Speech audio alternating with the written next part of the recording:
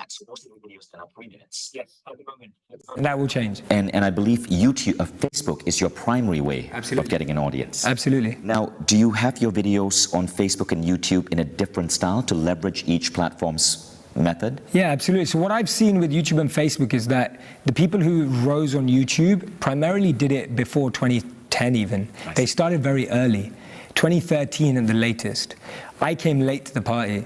So what I saw on YouTube is that it was so much harder to get traction because you can't share as easily on YouTube. YouTube already has its prominent people and it's quite happy there. So it's quite hard to break in. I see very few people break in on YouTube yearly.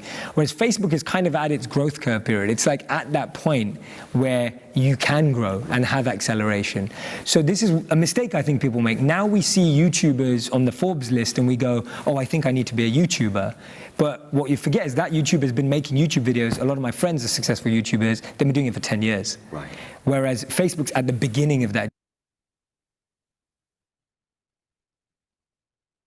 We're going to be getting started shortly. Olivia.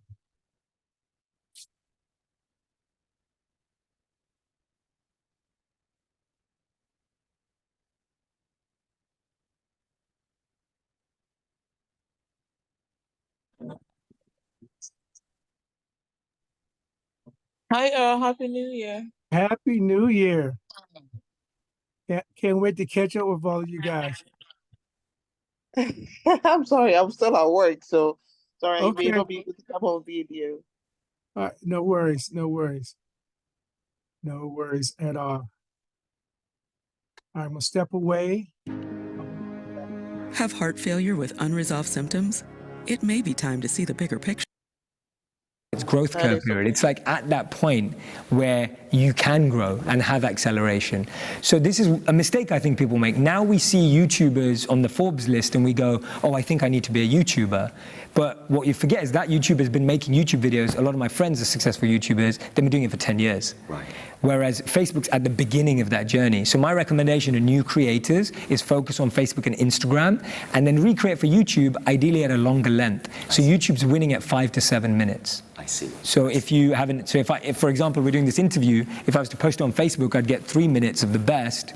And if I was putting it on YouTube, I'd put 5 to 7 minutes. 7 minutes. Yeah. Now, did you find that there's a particular style of starting the video and ending the video? Yeah, so one of the things I've found recently that I've loved playing around with is that music is, and this all comes back to feeling. See, I have this belief that we don't change and transform because of science, we change because of story. Science informs, but story transforms. We see that every cigarette packet in the world tells you not to smoke, but data does not stop you from smoking. When you lose your friend to smoking, when you lose your friend to cancer, when you lose a mum or a loved one to throat cancer or whatever it may be, that stops you from smoking. So these videos have to be stories to really penetrate human emotion, to really connect with people. Hence, starting a video with music allows someone to be gradually entered in and allows you to put your message forward. So what we do is we make sure that all of the videos currently start with music as opposed to voice. The second thing is that I feel that everyone wants to be in front of the camera. It's really important for creators to realize whether they do have a strength in front of the camera or whether their strength is behind. I'll give you an example. One of my friends, whenever he makes a video and he's in the video, it doesn't get a lot of views. When he directs a video and produces it, but he's not in the video, it gets millions of views. But he loves being in front of camera and he can't let go of that. And my advice is play to your strength, play to your elements. So never start a video with you on camera because that can always completely push an audience away. If you don't look like a demographic people want to watch, right. If you feel like people may shut it off, or you're speaking about a topic that people may judge. I was working with the author recently. She was speaking about a very sensitive issue. Her worry was people are going to think, oh, I'm a good-looking woman with a privileged background, and if they hear me talk about this stuff, then they'll switch off. So we created that video for her completely without her face in it until the end. And that video has 8 million views. Amazing. And so my point being that you've got to really think about how to start and end. And the ending is super important because you want to leave a message that people feel that they want to share. The ending has to be something people feel compelled to pass on. And so you've got to end with a piece of wisdom, advice that penetrates through the whole video and almost encapsulates the whole video so that people feel that they can share. So can you give an example of that? Like, yeah, sure. So I was just on stage, and I did something special, which I decided only to do this morning. We did a live Jay Shetty video on stage. Wow. So we had moving imagery, we had the lights down, and I performed a short video. And so that was filmed? That was filmed, yeah. Did that go on any of your social media platforms? No, not yet. No, it's super special. It was just for the Mind Valley audience, but we can figure out. Right. We can figure out what to do with it. I ended it with so this whole conference is about longevity. Yeah. And I ended with the quote that I started my presentation with yesterday, that there are two types of longevity. One is when you add years to your life, and the other is when you add life to your years. That completely summarizes my philosophy of longevity, right? And so when a video is able to do that at the end, you're only helping someone else press share, because that message resonates, it hits, it lands, just as you would in a presentation or a keynote. So in summary, you start with music. Yep. You don't show your face till around 10 or 11 seconds into the video. Absolutely. And you end with a key message that encapsulates the entire video. Totally. Now, do you ask people to follow you? Do you ask people to share? Yeah, I'm very open to asking people for support. I'll give you this. This is my number one strategy that I highly recommend if you're starting out as a creator.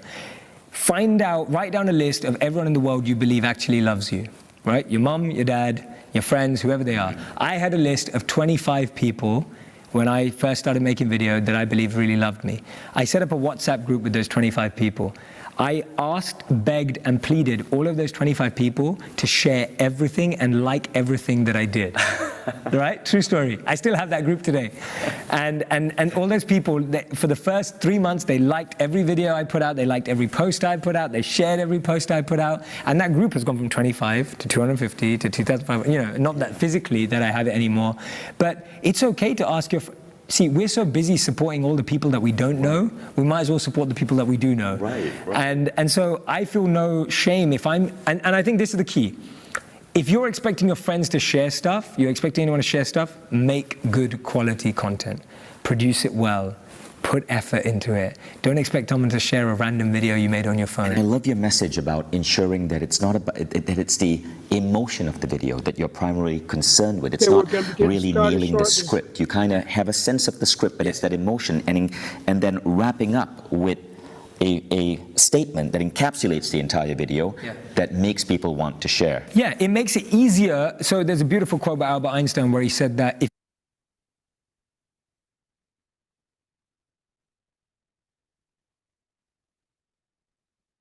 Okay, guys, we're gonna actually get started here.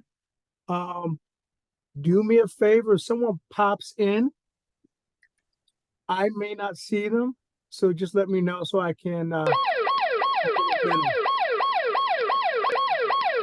right, cool. All right, hey guys, welcome to a Monday edition of our wins for the week.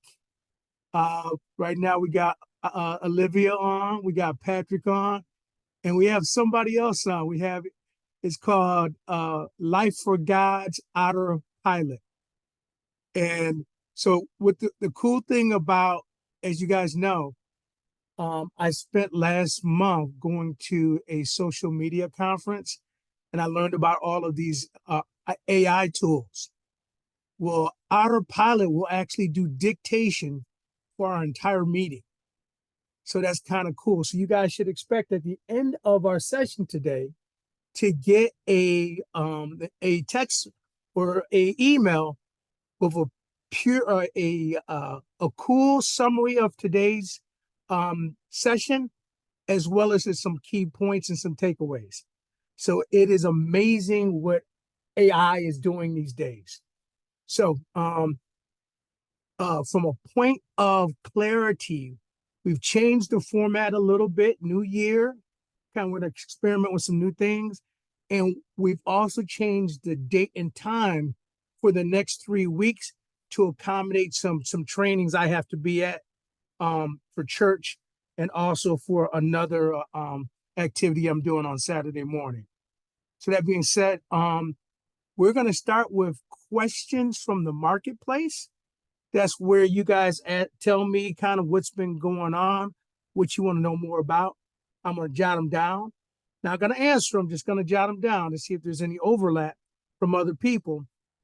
And then once everybody's given me what their question is, then we're going to pop over and we're going to talk about what our wins for the week are. What our wins for the week are. Again, we could talk about faith, family, fitness, finances, anything that you guys think quantifies as a win. And then we're going to pop over to our occupancy rates.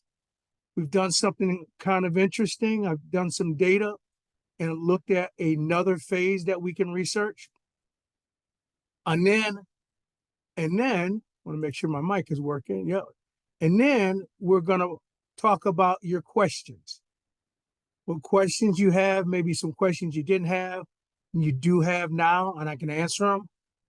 And then we're going to talk about, this will be the last week I talk about it, but some of the viral content that I put out there that I've had a lot of success with, I want to give you guys an opportunity to see what is working and what's not working. So when you decide to start your viral content, you have a little bit of a head start. And then we're going to wrap up by something Patrick inspired. I guess they do this in the military where they give you guys a topic for everyone to go research. And then everyone comes back and the next week they share out what they learned. So we're going to be doing a series called Black and Brown Excellence. And I'll talk a bit about that so you guys know what your assignment is for the next week. And then we'll wrap up by talking about our podcast this Thursday from real estate mogul, Miss Tifia Lawson-Perry. Okay, that's where we are for the day. That's where we are. Olivia, you turn your mic on. You got any questions for me this week? Any questions I can answer?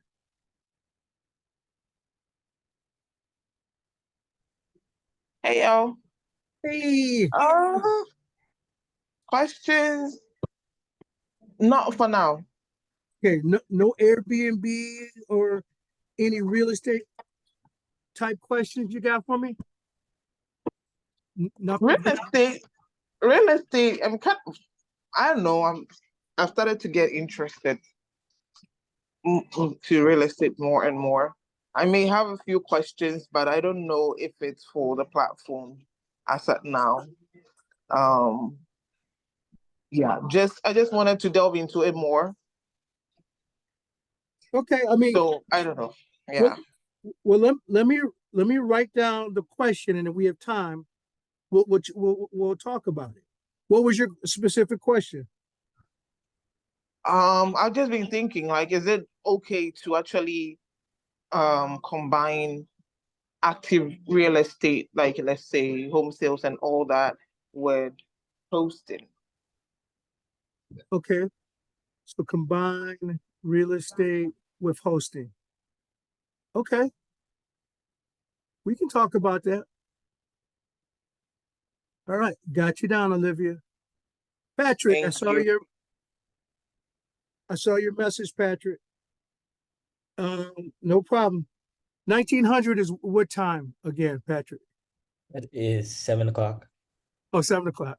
Yeah. Okay, it's gonna be 7 o'clock shortly. I mean 2000. Okay, gotcha. All right. How about you, Patrick? Do you have any questions? My question. So my question for you was gonna be about because I have the one property at 25% occupancy, but I see you already created a phase 5 pricing adjustment. So I guess when we get there, we'll talk about it. Okay. So phase 5 pricing adjustment. Gotcha. Got it. We will talk about that. All right.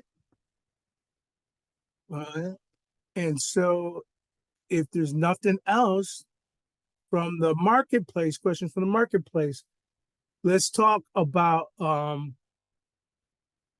looking at, faith, family, fitness, finances. What are we grateful for?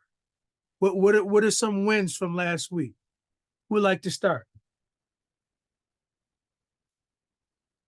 I'll start. First, family. Family's all doing all well. Everybody's healthy, so that's good. Faith, getting better with God, and attending more church services with my unusual schedule, so that's good. And then fitness, you know how we do, just getting it done. Right. Excellent. What's been the most challenging for you, Patrick? Staying Probably up just with the faith, or to staying up with the well, I don't have finances up here, but I should have had finances. it is What, up what there. what's been the most challenging with your hectic schedule? Probably faith. Faith. Okay. Yeah.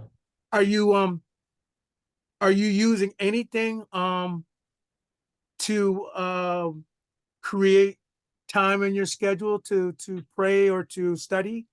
I am now. So Okay. All right. Olivia, any advice that you can give Patrick of how he could maybe bolster his ritual around his faith? Anything that Hmm. works for you? Um, I don't know how his schedule works, but normally during the day, it's kind of a little difficult for me. I usually operate when it comes to spending time with God in the night. Mhm. Okay. So normally, um, I go to bed a little early if I can, but I wake up around like 12 o'clock, and you know that. So that's why when by the time you see me a lot on Airbnb and stuff like that. Yeah. So Yes. maybe around 12 Yes. midnight, yeah, I'm kind of used to it. So around 12 midnight, no matter what, around that time, between 12 and 1, I wake up. And when I wake up, I just, I try as much as possible to put on something. Usually, what helps me a lot is maybe listening to my favorite pastor, or going to YouTube and just putting the video on and stuff like that. And the more you get yourself into it, you find yourself making time for whatever you want to do so far as God is concerned. If you want to, study your Bible, or you want to pray for yourself, your business, family, and all that. One thing I've also realized that it doesn't really matter the time, the the length of time, but 30 minutes is not bad. 30 minutes or more. Um, you just realize that by the time you're done, maybe you'll be around 2, or maybe 2, 3 o'clock, stuff like that. And then I just go back to catch up the second half of sleep for the morning. Yeah, so that's my schedule when it comes to spending private time with God, and taking care of my spiritual life. Yeah, that's good. Good advice. thank you, Patrick, you Olivia. I'll Yeah, start implementing those practices. yeah. It's yeah, I not too mean, hard, but bit by bit, just a little. Once you, a day at a time, kind of thing. yeah, I was just gonna add, Patrick. I mean, there's when it comes to kind of finding time to spend with God, there is there's no wrong time. But I will share that if you can figure out a time where you have silence and you can just actually slow down and think. For some people, it may be at the beginning of the day. Maybe they get up a little bit earlier. For other people, it may be at the end of the day. Um, or for some people, maybe they go to bed early enough so then they can get up, spend time with God, and then go back to sleep. So, all of those are different ways that I've seen people spend time, as you guys know, um, you know, um, one of the things that I've been really extremely excited about, and I'll just jump into what my wins are for the week. I started this on my birthday, December 16th. So for every Saturday, I was doing a 6 a.m. prayer call. And then January started and I added Monday. So I'm now doing Monday 6 a.m. and Saturday 6 a.m. And initially we just had 2 people. And today we have 4 people. So the point is, for me, is I'm giving my first first fruit, my first bit of attention to my Father. And I know if I put God first, everything else I touch, he'll reward me for. So that being said, that's been my big win for the week. Just keeping that. We start with New Year's resolutions, and sometimes it gets away from us. So let me give way to either Olivia or Cornell, who just joined us. What's your wins for the week? Wins for the week. We entered a new year. First week of the year was good. I was able to wrap some few stuff. I was able to wrap up Selbyville on the issue. Finally canceled. With a good, settlement. So that is out of the way.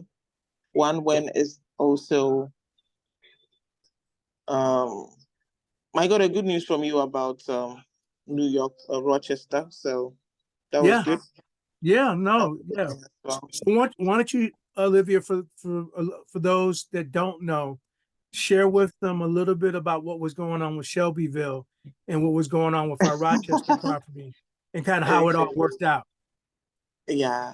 So with Selbyville, that was my first property. I think I already shared with Cornell earlier on some few weeks ago. And because it's the place is highly seasonal, it was not giving me the revenue that I need to cross my 40% mark to, be able to take care of the basics, which is the rent and bills and other stuff. So, and it's quite a little pricey.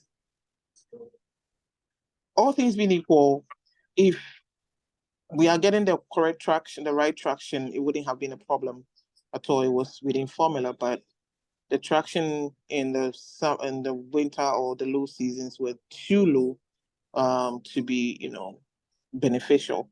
So we had a few meetings about it. We went through the numbers and the times and maybe the number of months ahead to take care of things. So we decided that, hey, it's best to break the lease right away. And I said, okay. But, having that discussion can be a little bit, it can take a toll. And then all of a sudden, I also had, I think the same week, Elle told me that our property in Rochester, there's a few security concerns that has warranted a closure or like us moving or maybe breaking the lease for that one too. So that'll be two properties of mine. With the prospect of being shut down or like not being mine anymore, we wouldn't have it in operation anymore. And then I also had one. My landlord in Wilmington just called me and said, I want to sell. So I'm looking for a buyer. So there's a high probability that you're not going to get Wilmington for 2024. So practically we from November, December, I actually didn't have a place for 2024. I prayed about it a lot.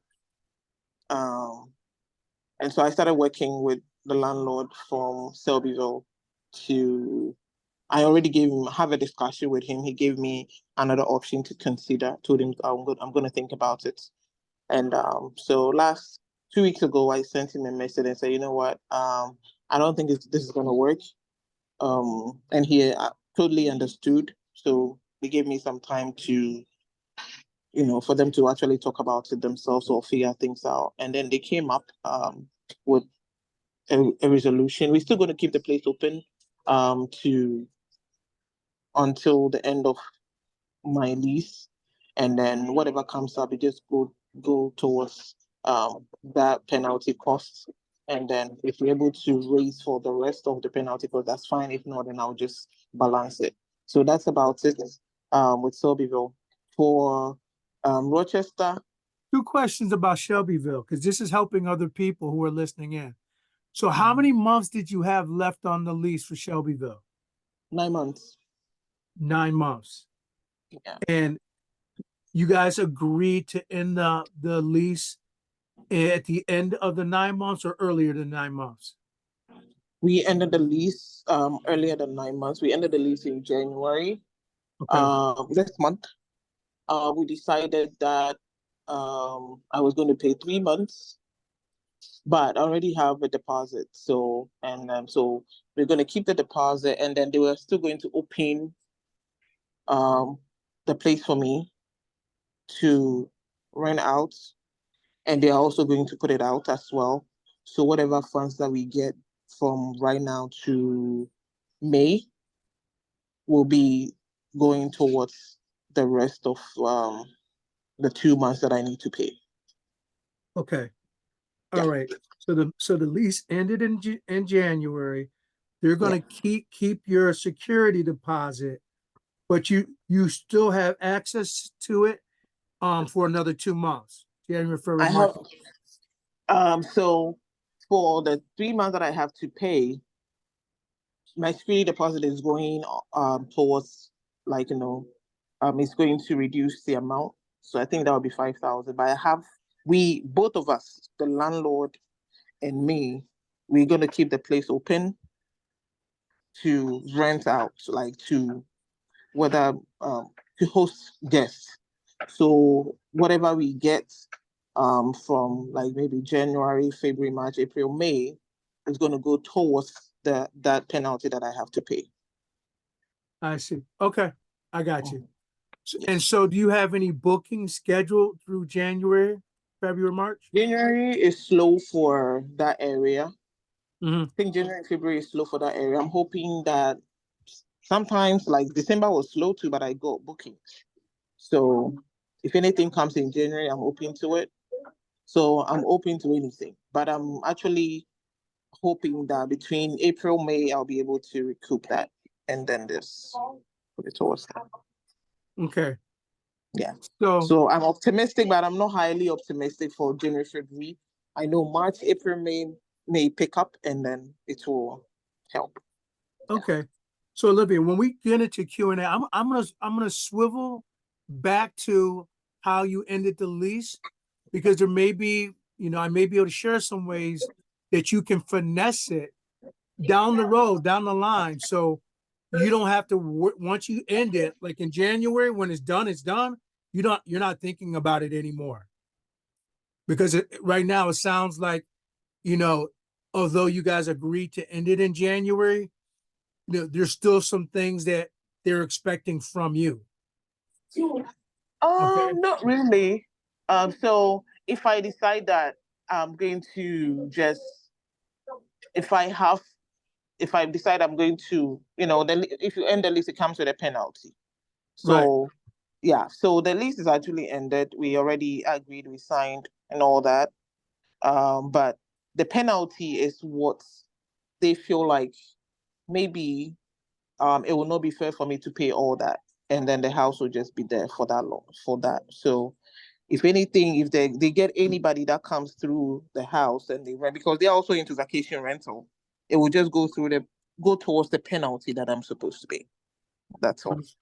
Understood. Okay. Excellent. Excellent. OC is not here yet. Cornell, buddy, you want to share with us your wins for the week and any questions that you have from the marketplace? Because I know you and I had a one-on-one that I missed in my busyness. So Yeah, I definitely want to jump into some of those things you were thinking about. Oh yeah. So my wins for the week, starting with Faith, is definitely talking to the man upstairs every morning, staying on top of that. So that's a blessing. God blessings with that. And family, a win with that was the past holidays has passed up, guys. New Year's and Christmas, got to spend some time with the family. Everybody's good and healthy, so that's great. That was a win, spending time with the family, seeing our parents, siblings, and everybody's doing good with that. So that's definitely a win. Anytime you can spend quality time with your family while they're still here, and Right. in fitness, still getting workouts in the morning, running and lifting. With that, so everything is good with that. Your health is your wealth, and Right. their family. I see family one day twice, but finances, everything's been good. Occupancy's been up most of the time, past 85%. So that's good. Amen. So Praise the Lord. occupancy, when occupancy has went down, Praise the like Lord. you were Yeah. saying, girl, like I've been going in there every week, checking it and adjusting those numbers. So, us as super hosts, we won't get caught out there with our prices down low while occupancy level is high. So I've been Right. on top of that with doing those proper adjustments. So that's really good. And yeah. So I can't complain about that. And just like I said before, our 3-tier levels of listings have been really effective. Even through slow season, it's been really effective. It's been really effective. Marketing ourselves like that on the Airbnb platform. And I had some. I know we had a one-on-one earlier. Some questions I had was one question I was having was I was going to ask, how do you actually go about? I know you have different multiple listings. How do you actually go about organizing and keeping Oh, all your profits that comes to your account? How do you keep an eye on all of that? Do you just let it come through and then deduct that to pay out your cleaners, your handyman, or you just how do you actually keep a good eye on that? That was one of the questions I had. okay. Pertaining to what we do here with our properties and stuff like that. So Um, how to organize your listings so you know what profits are coming from which location, right? yeah, definitely. Right. And just to keep everything going good so you can actually have profits be able to use in case you want to get another one or another That's one. right. What is your tips and tricks on staying on top of that? Okay, gotcha. All right, got that written down. I'll definitely answer that. Any other question you had? Hmm. Um, yeah, I think what, Earl, that was basically really the question I had really with that pertaining to business wise to what we're doing as in our short-term rental business. So Got it. Okay, cool. I'll definitely answer that. Okay. How we organize our profits. Okay. All right. So I do. before we jump into occupancy rates, I think Lewis just joined us. Lewis, do you want to either share questions you have from the last couple weeks of the marketplace related to the business? And if you have no questions, no problem. And what were your wins for the last 7 days?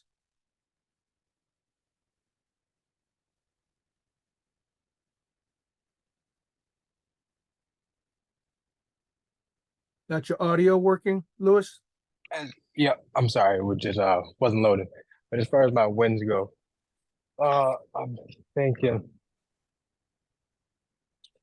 oh, finally cleaned up everything that was pending from last year. Everything's all fine and dandy on both my corporate and Airbnb side. So that's a good one. Um, Another big win is I might have to come back to you on that. I only have two real big wins off the top of my head. And as far as the marketplace, I don't think I have any questions off the top of my head. Okay, cool. All right. All right. Well, before we get into occupancy rates, I've shared one of my wins, which was family and faith. I started a 6 a.m. prayer call, and so I'm really excited that that's gone well. But if I could talk about finances for a moment, so I had two properties that were coming up for renewals. One of the properties, well, not renewal, but one of the properties that Olivia and I share wasn't a renewal situation, but it was a situation where I had to talk to our landlord because we had learned that one of the neighboring houses was actually being used by some squatters. So we knew it was vacant, but we didn't know people were kind of in and out of it, and they were kind of trying to turn it into a drug house. So the win I had was that when I communicated to the landlord what was going on, because originally we were going to end the lease. Because the one thing you can't do with this short-term rental game is have your guests sharing space with, you know, a potential drug situation. That's bad for business. But the landlord was very proactive. Called the local neighborhood association together, got the police going. So that situation got addressed immediately, and I'm so happy about it because that landlord is actually the landlord for another place I have with Patrick. So he's been very responsive. He likes what we do with his properties. We keep it to a high level, to a much higher level than a traditional tenant. So anytime we ask of something, he goes in and he makes it happen. So that was a definite win. And then the one property that I had a renewal of for, that landlord wanted to kind of maximize their profits. And they were going to do that by raising the rate, raising the lease for the next term. And, you know, we did an analysis. This goes back to what you were asking me, Cornell. We did an analysis. And although we could have renewed it, and Lewis was saying, Dad, that's a lot for them to go up by 15% on the rent. And so when we did an analysis, we just decided it really was not worth us renewing it for another term. So so the way we set that up, our calendar is going to close out 7 days before the end of the month. That'll give us enough time to go in there, get our really nice stuff out of there because we keep it really high. Have our cleaners go in and clean it up. Have our landlord or our handyman go in, switch out all of the locking systems and replace the old handles and such. And you know we're going to be returning the place. I even put a used washer in there, and I'm just going to give them the washer. So we're actually going to be giving them the place back in a better condition than we got it.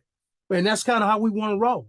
You know, we want our reputation to always be at a high level. So and because I know what's going to happen is my name is going to be in the community, and then another opportunity will fall into my lap. And that's the thing I like about what we do. Once we get some momentum and we build a bit of a reputation, we don't even have to look for places so much anymore. Places will kind of look for us. And so that's a blessing if you're building it the right way and you're building it in the right community. And that's why we have the group. Okay. So that being said, we're going to get into reviewing the occupancy rates. And in doing so, I am going to say goodbye to social media. Because what we like to do is just let you know what we're doing. And we will invite you, if you want to learn more, message any one of us who are streaming this in our social media. And we'd love to give you some more information on how you can be a part of this Superhost community. All right, so give me a moment, team, to say goodbye to Facebook, and we will continue. Stop live stream. KK, we are rolling. So live stream is over. Okay, I'm gonna start with you, OC, because you telling me you had 85% occupancy. Talk to me, man. Say more. I mean, I said OC, but I'm thinking Cornell. Cornell, Yeah, you're I'm saying not. My bad, my Yeah, I was bad. thinking Earl. I was seeing that on the call. Yeah, yeah. So my occupancy right now is like 85% or more. So occupancy is doing well for the month of January. For the month of February is doing good. So I got I got these people are professional clients in here long term. So occupancy rates is doing pretty well. And I've been adjusting, like I was saying earlier, I've been adjusting. So when it drops, I like to adjust like right away. So even if it's 2 rooms out of 4 that's booked, 2 rooms out of 3 rooms that's booked, I just like to adjust because it's really important because then we can always stay on top of the algorithm and always stay active when it comes to our occupancy levels. Right. So that's been really good. And it's already effective. The listings that we're doing is like you were saying that example about Walmart and Colgate, marketing our listings 3 times, and we're always either on page 1, 2, or 3. So we're always getting promoted by B&B over and over and over again. So it's been really good, really, really good.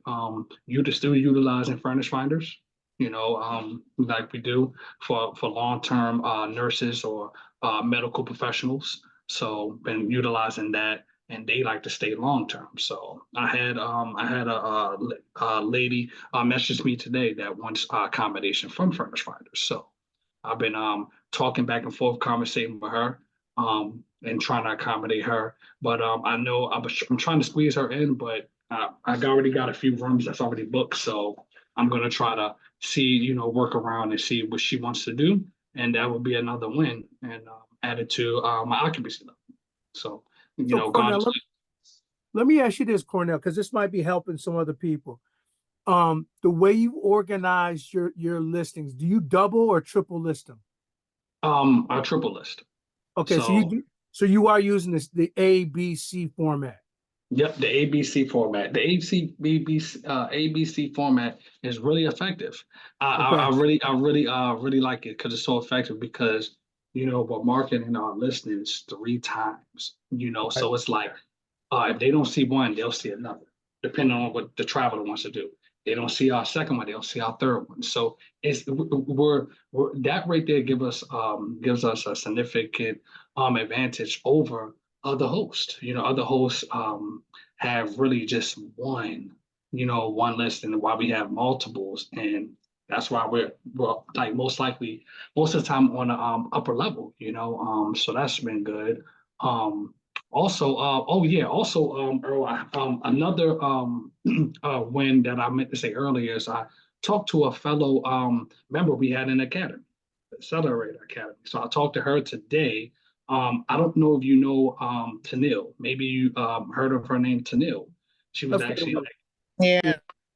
yes, yes. I told her she's over here in Maryland as Mhm. well, a little further than me. She's in Charles County, Maryland. But I had directed her your way to get on a call with you to she wanted to figure out her occupancy and figure out how she can actually up her occupancy level like we do. So I gave her a little insight of what we're doing, and I pointed to her your way.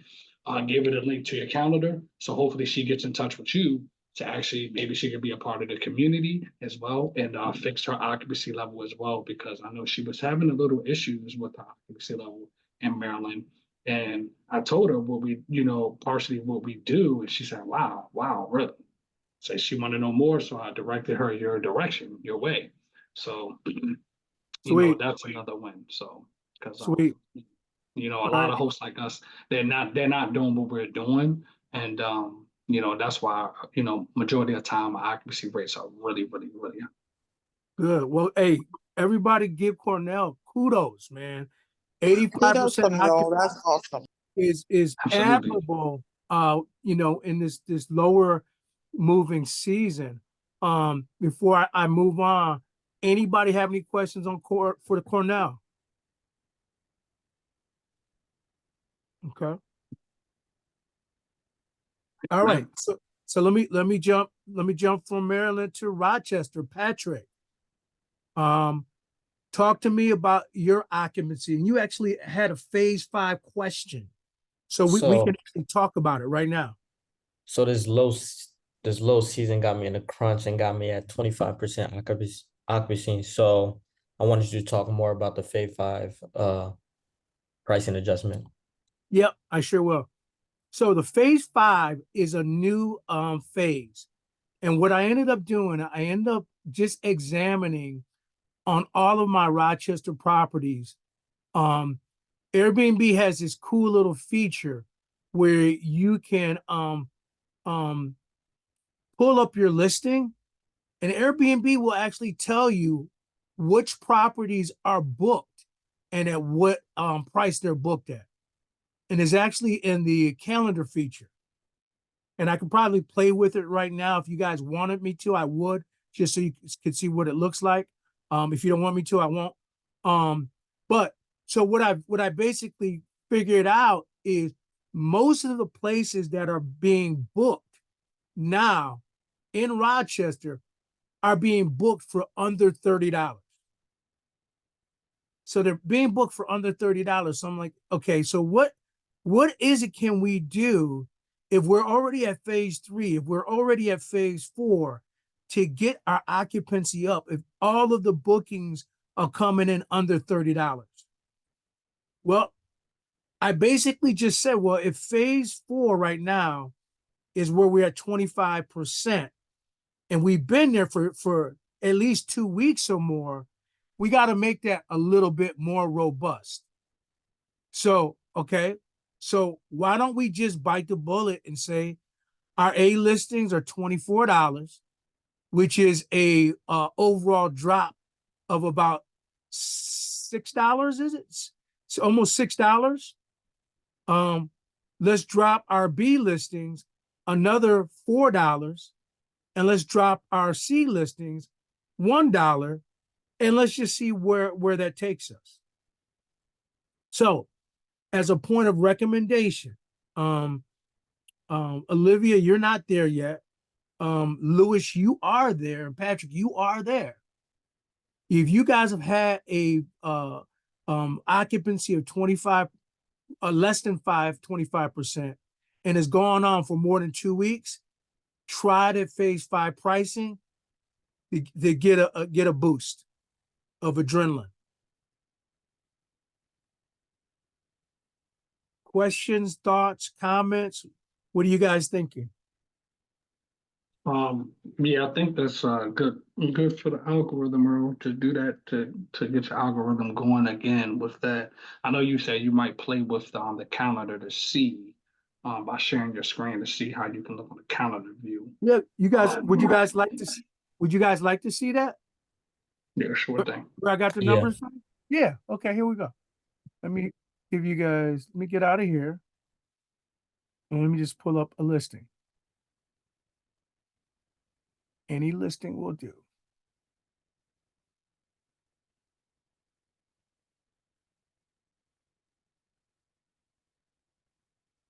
And let me pull up.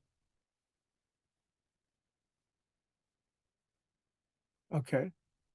All right. So this is Olivia and my listing. So if we go to the calendar,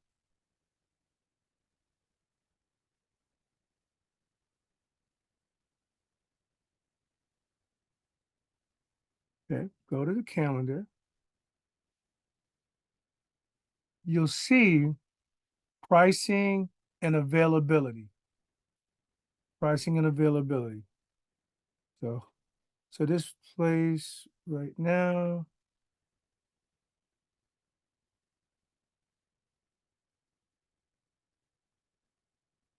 Okay.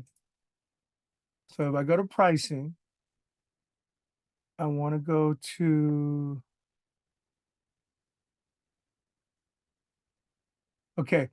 So this is priced at $39, as you guys see. If I go to this over here, you see something that has a little red dot. It almost looks like a geographic mark you have on a map or something. It says compare similar listings. That's where you guys want to highlight. Double click that. Now I'm doing mine on the desktop. Yours might look a little bit different on a mobile. But if you guys are all seeing this, it'll tell me unbooked listings, and it'll give me a price range. And then it'll give me the book listings, and it'll give me a price range. Okay, so everything that's unbooked right here, I can select $50, $29,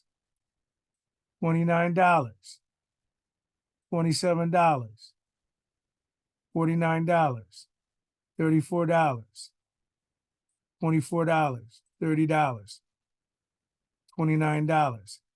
And it'll actually, you know, if you double click the link, it'll actually pull up the link, the listing.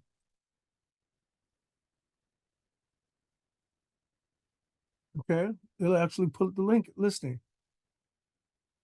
So do we know Melvin? Actually, we do know Melvin. Melvin is a member of our community, of Coach Shim's community. So he's at $29. So again, what did I say? Everything that's under $39 is getting some love. Everything above $30 is getting no love. So let's go to this $50 one. All right. Posted by Lorante. Do we know Lorante? Anybody know a Lorante? No, I'm sure. No. 44 reviews, 5.52 rating, 1 year. Okay. And so she's too high. Nice place and all, but you're not, you know, I don't care how close you are to anything, an off-peak season, people are not going to buy it for $50. So this is a real dope feature. And hold on, I should be able to go back to the book. So I thought what should happen is it's just telling me on book listings. When I select the book listings, I see it's from between $26 and $36. It should highlight those listings, but it's not doing that. So ultimately, this is a nice way for you to kind of view what you have versus what everybody else has. So what's highlighted is our listing, Olivia, and everything that's not highlighted is everything around us. All right. Was that helpful, everybody, to kind of see how that looked? Yeah. Okay. Oh yeah, yeah. See, so by being $39, the one that's highlighted, is that price too high? Because I know it says That's unbooked 29. that's the point. That's the exact point. Okay. That should drop. Well, and let me preface that by saying, Olivia, you are at 50% booking, right? Or is it 75%? I can't remember. It was 75 end of the week, but it's 50% now. I wanted to change it to 25% for the 2 rooms, but because it was at 50%, I decided to keep it to the numbers for 50% for now. Listen, I give you guys, my co-hosts, when it comes to keeping your eye on the dashboard, I give you complete autonomy on changing the numbers, because sometimes you guys, you know, are a little faster at reacting than I am, because, you know, the numbers, sometimes I get lost in the numbers and I gotta slow down. But if you guys don't have to digest as much and you make a decision, I'll stand by the decision. Okay, okay. Speaking of occupancy, Earl, if your occupancy drops, for example, to 75% or 50%, are you adjusting all of your rooms or just those certain listings, just those certain rooms that's not filled? So if you have a 4-bedroom property, only 2 rooms are filled, you're at 50%. Are we adjusting just those 2 rooms and the other 2 rooms that's booked, leaving them at that phase, or all 4 of those rooms are dropping down to the lower phase? That's not a bad question. That's not a bad question at all. I would say you definitely want to address the vacant rooms. Mm-hmm. Okay, as you know, as you know, priority 1. But if you already have a room that's occupied, the best time to raise the rate is while it's occupied. Okay, okay, okay. I was thinking we just drop all four or all together, but it might make better sense just to drop the ones that's vacant instead of the ones that's occupied I agree. to the lower phase. And then the ones that's occupied, raise them up to the higher phase, the next phase up. Well, I would Well, say, just keep them there. yeah. Keep So, them but steady. so I'll give you an example why it makes sense to always have your occupied rooms a little bit higher. But when I say a little bit higher, at the correct phase. So if I'm Mhm. at phase 2, and my vacant rooms are at phase 2, but my occupied rooms is say at phase 4, I'm losing money because here's what happens. What happens is your guests may only have a 30 or 45 night stay. But because the algorithm rewards you for high occupancy, you may have somebody that goes on and is looking 3 months out in the future. Mhm.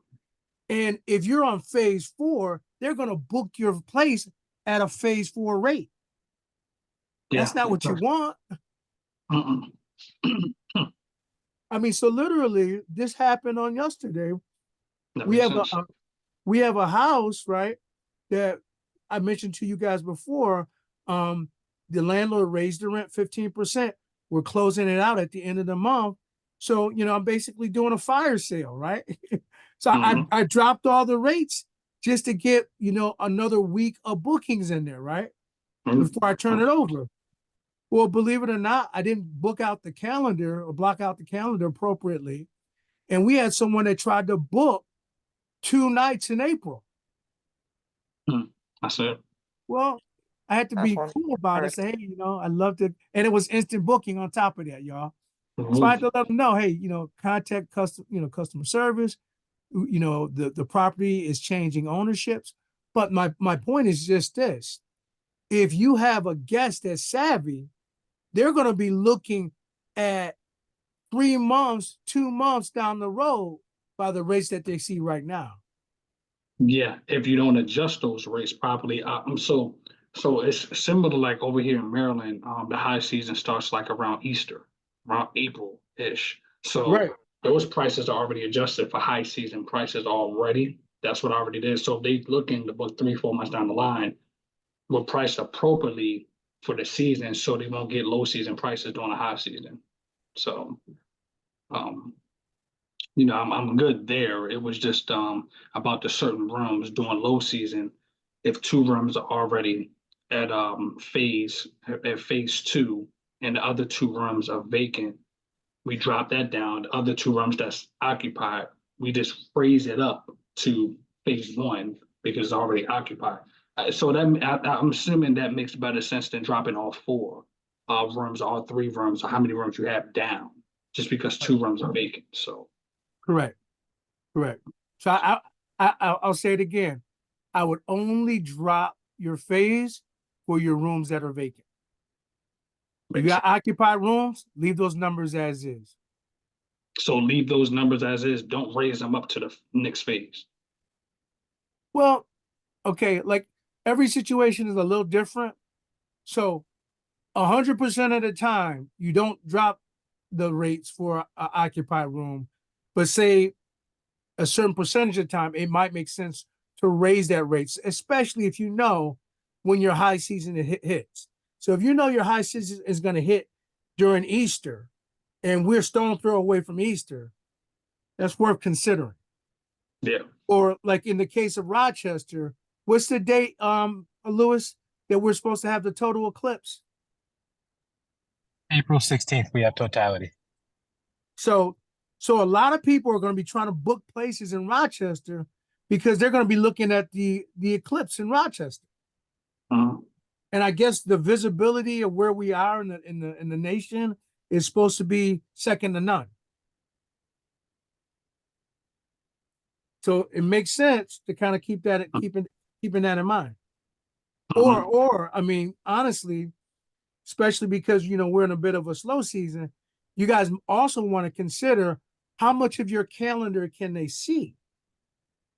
Okay. Maybe you don't want them to have the ability to book in April right now. Yeah.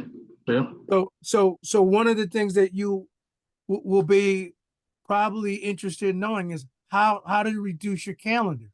So what you might want to do, and go back to where I was before. So go back to your availability, and availability window right now is 12 months. So they can book for January next year. Well, what if we only want to make our calendar available for 3 months? Okay, I just did that. So they can't go past January, February, March. They can't go past April. April is the furthest they can go and actually see anything. And honestly, that makes the most sense, especially when you're in a slow market. Because you never want people to book during the high season with low season rates. Yeah. Makes sense. Yeah. Yeah. Unless unless you adjust those rates ahead of time. You can. I mean, you literally can go into your calendar. I don't do it per se, but it doesn't mean it others don't do it who are working at a high level. They'll go in and they'll actually put the number or the rates, manually put them in their calendar ahead of time. And if I may say, like on your app, you can actually select all the days currently as of now at one time and just change the amount, and it will all reflect at the same time. So you don't have to do it like by boxes or by dates. And what's cool, yeah, so Olivia is telling you the truth, because Airbnb is constantly making these updates. So the stuff that they're showing that you have the ability of doing now, we didn't even know that was possible. Because we're under the old school method. You know, we don't even know it all. We don't even know it all. Okay. All right. Patrick, did I answer your question? You did. Okay. All right. Beautiful. Beautiful. Occupancy, I think we got everybody. If we didn't, let me know, because I don't want to miss anybody. But what I want to do is I just want to keep it moving. Because with this money schedule, I want to be laser focused on getting it wrapped up in 60 minutes. And we're closing in on 60. My occupancy, I didn't get a time to talk about it, but yeah, let's talk about your occupancy. The only you already talked about Rochester is 50%. Have two people. Yesterday we got an extension for one of them, and hopefully the other one too plans on staying for an extra month. So we're good on that, but I'm going to focus more on the extra 2 rooms. Wilmington has been good. Funny enough, it's been between 75 to 100% occupancy from November. So Okay. we are 100%. We are 100% from last week. It went back to 85 and it went back to 100 today. We have about 3 people who are going to stay through to February. 2 of them are going to stay through to April. Okay. So it looks good, all things being equal. So far, yeah. I've not adjusted my numbers for quite a while in Wilmington. I'm still staying at 80. Is it 85? You Maryland people are killing it with these 85% occupancies. We love it. We love it. I don't know why it's weird. I think everywhere is different. That's one thing Yeah. I've realized. Because it's just so weird that people are still coming here for like medical stuff and maybe work, and nobody is going to road. Like, What? it's so funny. Hey, And you then know what? some people it's empty, you know. I think, yeah, Hey, God is when you're blessed, you're blessed. That's all we're gonna say. that is true. That's all we're gonna say. That is So, true. So far, not too bad by okay. the grace. Now let me ask you, because I wrote this down and maybe I wrote it down wrong. Did you say that your Wilmington landlord offered to sell the property to you? Yeah.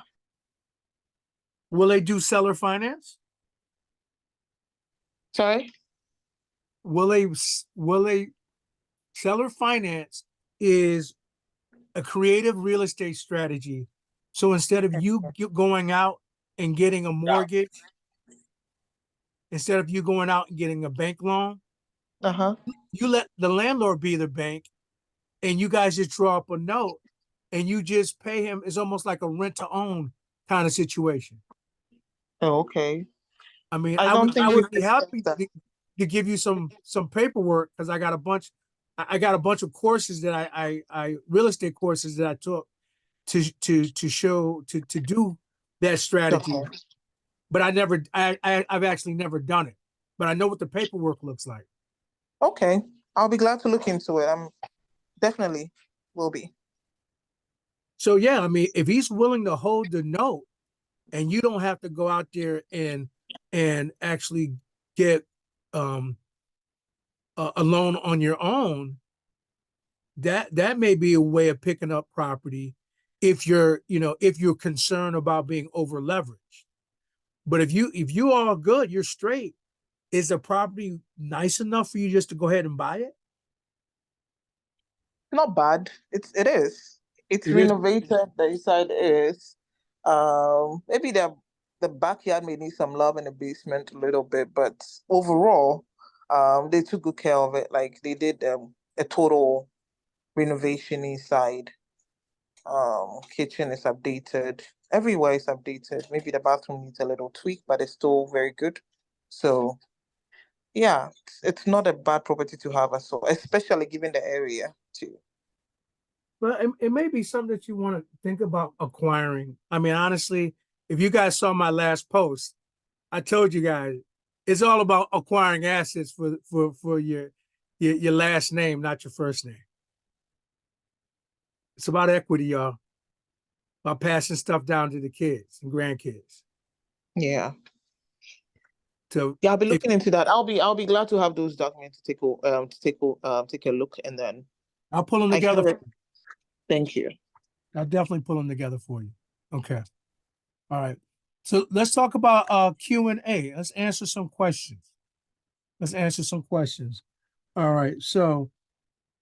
To so let me start with Cornell. Organizing the listings so that you know where your profits are coming from. This is something that all of my co-hosts have access to, but let me just share it with you, Cornell, because this may be super helpful. It's a spreadsheet, and the way the spreadsheet works, okay. So, okay, let me pull up. Okay, so this is my Stanley property. So there's a place for you to pull up all of your payouts. So there's a tab for payouts. So what you can literally do is go to your transaction section and do a copy and paste or a screen copy of all of the activity for a given month. So like I'll give an example. I'll give a quick example.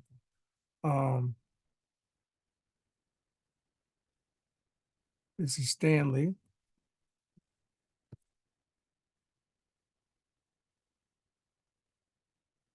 And if you just do it once a month as you go, it makes it so much easier to manage it. Okay. So I'm in a previous guest that was at Stanley. And then I'm looking for, now I'm on my desktop, so it might look a little bit different on the mobile. So I go to transaction history. Okay. Okay. Now, what I want to do is I want to go to show all paid. Now, this was interesting. This is brand new to me because they keep updating everything. So what I wanted to show you, I can't even show you because it looks different. Okay. I know this guy. All right, this is your guest here, Lewis, Brandy Parks, the one that got locked out, that we got situated. So I guess like because it looks different now, what I would do is I would just screenshot Brandy's information in. Okay. Go over to my spreadsheet, and I'll send you a copy of this, Cornell, and you can just, and so Okay. that is a booking that happened in December, and I would just, or actually January, I just make another line for January, and that's how I would stay organized. Just taking screenshots. So if you have, honestly, you could do it yourself, but as I'm pushing everybody to do, if you don't have to touch everything, you can be a lot more efficient. So I got a bookkeeper right now who's keeping me on point. But if you just simply do this once a month, you're the person that's doing it for you will love you. Because then you have all your payouts there. Anytime you spend money, copy the receipts, take a screenshot of your receipts, put it there. Expenses, you know, my sons are probably more efficient at spreadsheets than I am. But like all of this, and this is actually programmable, will give you what you need, so that you're at least aware, am I profitable or am I losing money? That makes Okay. sense for now? That makes sense. Okay. So screenshotting all your payouts and the spreadsheet. Mm-hmm. Um and then you know exactly of course also when you have those payouts, that's not it just not deducting the cleaning fee from that's payout includes the cleaning fee. No, Correct. no, no, no, that's not deducting the cleaning fee. And so Yeah. the truth of the matter is, so you got to make sure, like on your receipt side. So, I primarily handle the cleaning fees in my alliance. So, cleaning fee, cleaning, purchasing Hmm. supplies for cleaning. So you Hmm. want to capture all of that and then, share it with your, if you're in an alliance, which I don't know if you are, but share it with your partner so that partner can deduct that from their overall expenses as well. Okay, okay. Because I know when we get our payouts from B&B, that includes the cleaning fee, and then after that, we just basically take the cleaning fee out of that payout or whatever our cleaning fee is. That's correct. So That's correct. And that's even evolving too. I see there's a way for you to go in and manually deduct the cleaning fee between both people now. So they keep making upgrades, which is good for you guys. It's crazy for me because I don't know the upgrades anymore because I got to hmm, keep relearning everything. hmm. Would you say also Earl, like when you say profitable, okay, so we pay our rent to our properties usually on the first of every month or whatever day you have worked out with your landlord that you pay. So for example, the closer, okay, for example, February is next month. The closer the February comes, February 1st comes, whatever your rent is, your the total amount of funds or whatever in your account that your money goes to should be more than the rent. So if January the 25th comes around, you should have your rent money in your account plus some more. Yeah, And that's then ideally. February comes around, January 29th, you should have way more. So if you have way less than the rent that's in your account coming towards close to the first of the month, that means you either spending too much or you're pricing it. That could be another way you can see if you're profitable or not, correct? Would you Yeah. agree with that? Yeah, I mean, absolutely. Now the cleanest way of doing it is having an account for each one of your properties. A separate account for each one of your properties, yeah.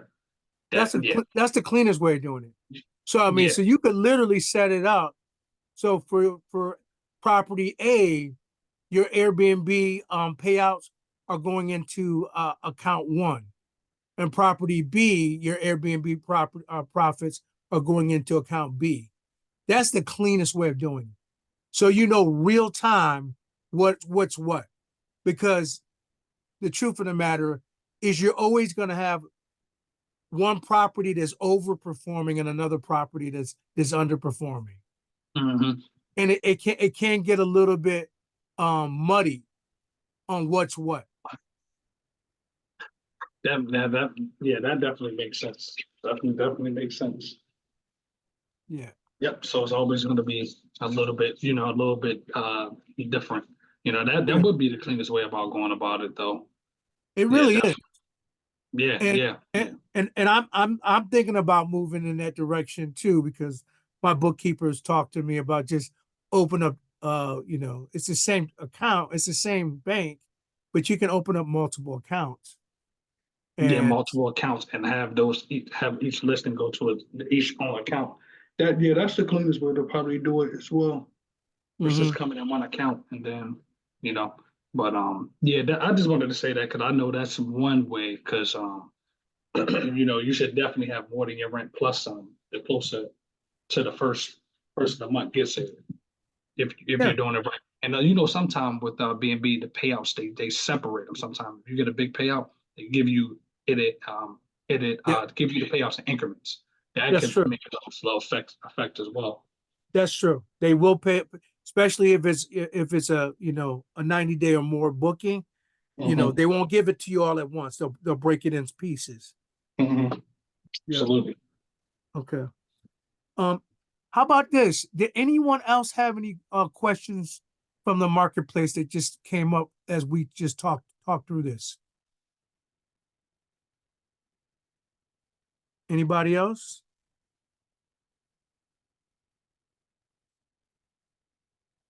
All right, going once, going twice. I'll move on.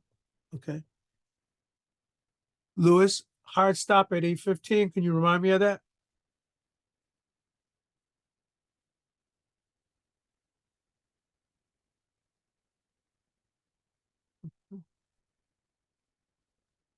Yes, I can. Man, my mute is not the best right now. Okay, no problem. All right. So what I wanted to do with this last 10 minutes is talk to you about some viral content that I've been working on that has created momentum. And the way that I want to kind of gift this to you in a bow and a gift wrap is through this link that I have for you. And it says mastering the art of viral content through viral hooks. So as I illustrate this for you, so here's hook one. It has the theme is F it. So when you create a hook using this F it theme, what you basically do is you put this prompt into Chat GPT, crafting a compelling hook using, and then you put in the hook, acting as my social media agent, create a list of similar hooks that revolve around whatever the subject is that you're talking about. In this case, I think, who did I talk to? Veronica was reading a book on self-healing after trauma. So we just used that as a title. And then what the AI created was a bunch of hooks. So this was hook one, F it. Let's dive into the raw truth about self-healing after trauma.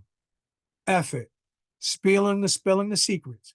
How I turned one property into a passive income empire with Airbnb arbitrage. Okay, so with that title, it wasn't self-healing, it was Airbnb. So we got hook one.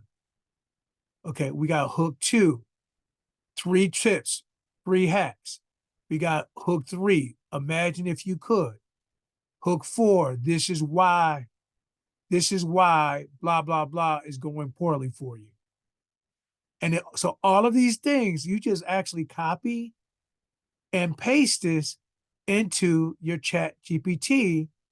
And so I'm gonna do one for you guys kind of real time, and or not. Let me see with the time.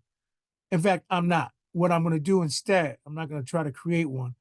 I want to show you the results of some of the stuff that I've done and how it's either been really impactful or not so impactful. Okay, so let me make sure I'm sharing the right screen here.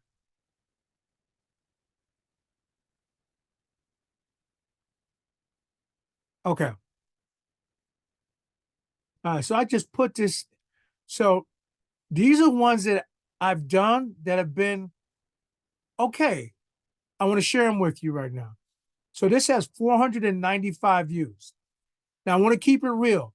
It's not the views that let you know if it's impactful. It's how many times the reel is shared that allows you to know if it's a good reel. So, and I'm just learning it. I mean, I'm not an expert at anything, but I am much better off than I started. So let me turn the volume on and let you guys hear this.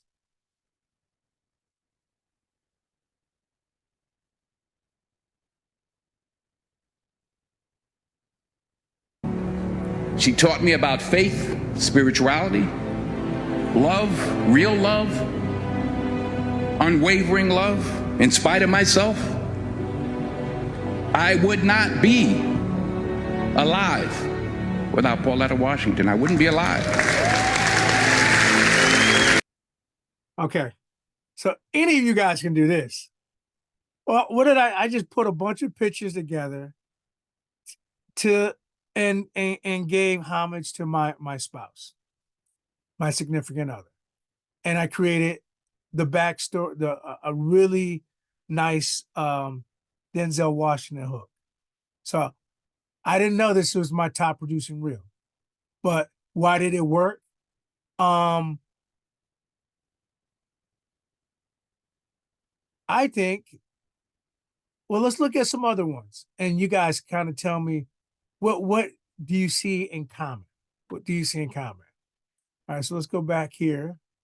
This is going to be our guest speaker for Thursday, Miss Tiffany Langston Puri. Thank you, Cornell.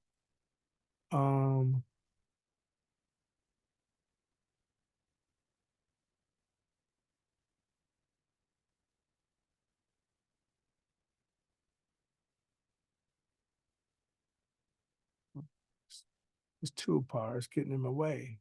Let me get it out of the way. Hey Earl, is our guest coming on next Thursday? I mean this Thursday? This Thursday. Yep. Okay. Okay. All right, tell me what you guys notice about this. This has 250 views.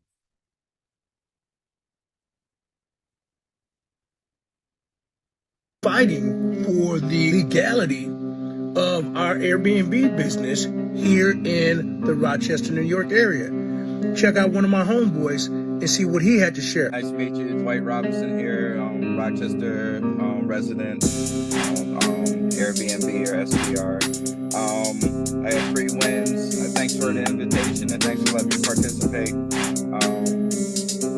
My first win was going to the ZAP meetings. I went to all the ZAP meetings, zoning meetings to fight for us to remain.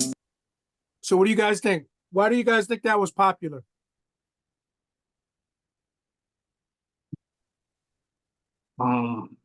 That the topic was talked about, also how you switched the camera over to the guest that you had, and it just talking about the legalities of this business. So I think that's why it was relatable and popular to viewers.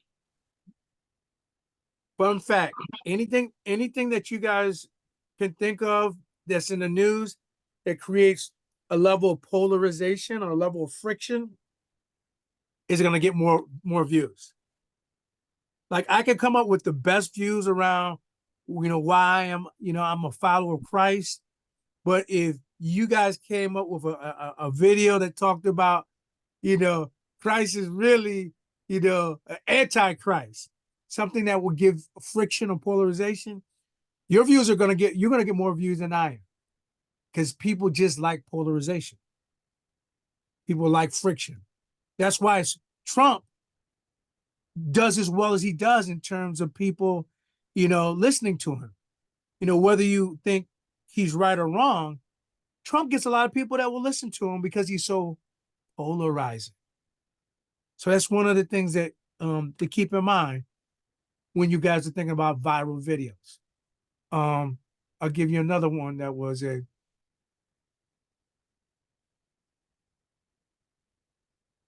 495, 407. So this was 205. Let's see what this one was. Guys ready? Another drop of morning motivation coming your way. Trust God. Find clarity. Path straightened through faith. Hey, good friends, it's your number one son, the gentleman that went up 100K and down 100 pounds, your teacher and preacher, here to drop some more wisdom for you. In all your ways, acknowledge him, and he will make your path straight. Let's think about this, my friends. Look, when you make the decision to acknowledge God in all that you do, in every aspect of your life, listen, something extraordinary starts to happen for you. You guys think about that one. Why was that popular?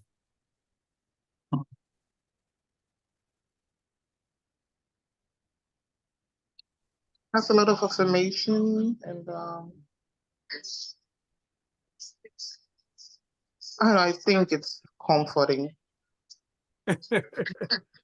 And yeah. And it's worthy of sharing. It's worthy of sharing.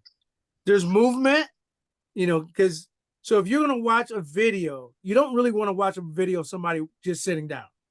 So there's got to be some movement in the video.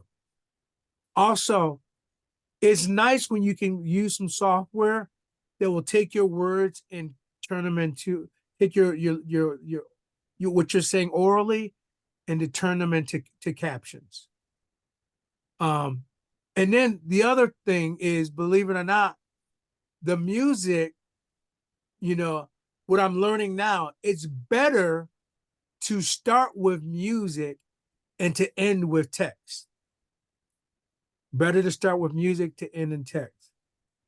Because while text informs, a story will get a person to kind of buy in to whatever you're doing. And the one thing I want to just share is that there's a ratio of my reels. My ratio is I'm going to do 10 reels about things that I'm interested in before I do any selling. So I'll give you here's the things that I'm interested in. I'll share them with you real quick. and I use them as hashtags. So the things that I'm interested in: transformation, being an entrepreneur, having a family business, abundance mindset. And then lastly, I'm talking about Airbnb. All right. So this is an example of something being polarizing. Some people don't believe in this prophecy of Jesus being well, let me let you guys listen to it. I found this on TikTok. Read in Matthew. Hi, God bless you all. Today's verse of the day is found in Isaiah chapter 7, verse 14. Therefore, the Lord himself shall. Is Isaiah 7:14 a prophecy about Jesus? In Isaiah, Yahweh told Ahaz to ask for a sign, and he told him that a virgin will bear a son, and she will call his name Emmanuel. We know that before Mary and Joseph came together, she was found with a child by the Holy Spirit, and her child will save his people from their sins. Luke also confirms that she conceived when she was a virgin. The name Jesus fulfills the meaning of Emmanuel directly. Emmanuel in Hebrew means God with us, and Jesus means God saves, just as we read in Matthew. Hi, God. Okay, so you guys see how I started that? I started it with like a little bit of controversy because not everybody believes what I believe. And I just put that out there. And then I went into my delivery. So again, I think the big idea, and I want to end with this, is that for every 100 videos that I create,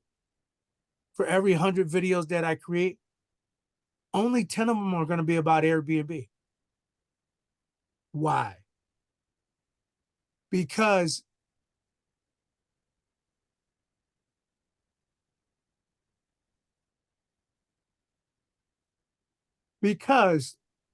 the following that you generate can't be about you asking somebody to buy. It should be value driven. So even to our podcast, even to the podcast that we do every week, I cut that up on YouTube, and I share little pieces to our community because there's a lot of value in what our guests are doing. So there's value in what Avery is doing. There's value in what Olivia's guest was doing. There's value, Cornell, in what your guest is going to be talking about this week. Lewis, the guest that you come up with, there's going to be value. So I'll be sharing all of that tenfold more than I talk about Airbnb. But when people are interested in Airbnb, they know, hey, Earl can actually help me with that. And so ironically, I had someone message me two days earlier, because they saw one of my Facebook posts, and sent me a text, asking me about something else, and we just kind of backed into Airbnb. Is that crazy or what? We didn't even start with a conversation about that. So, I'm super excited, very excited. By the way, this Monday timeframe may not be ideal for everybody, and I apologize. But for the next 3 weeks, will this be able to work for you, Olivia, Cornell, and Lewis? Yes. Okay, good stuff. All right. Well, I'm super excited. Also because I want to see how this AI works with the taking of the notes. So let's see how many notes they took so far.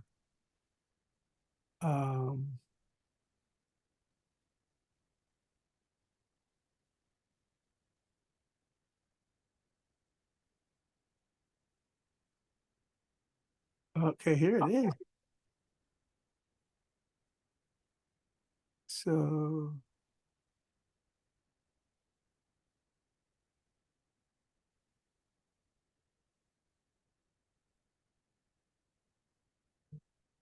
Okay, so it's actually recording right now. And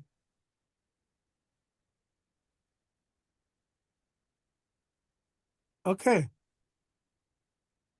So when I stop the recorder, you guys will be getting a transcript of our conversation. And I'm excited to send me a text and tell me what you guys think about the transcript. All right. All right. Louis, can you pray us out, my friend? Yes, I can. Thank you. Please bow your heads and close your eyes. Dear Lord, thank you for letting all of us come here today for this meeting so we could really talk about our takeaways, our accomplishments, and what Dad's come up with this new phase 5, so we can implement that and keep momentum in all our areas. And we want to thank you for all the momentum you brought to our family out in Maryland, and we want to ask for this to continue during these slow parts of the year. In Jesus' name we pray. Amen. Amen. Hey, blessings, everybody. Be well and be safe. Good night. Right. Good night.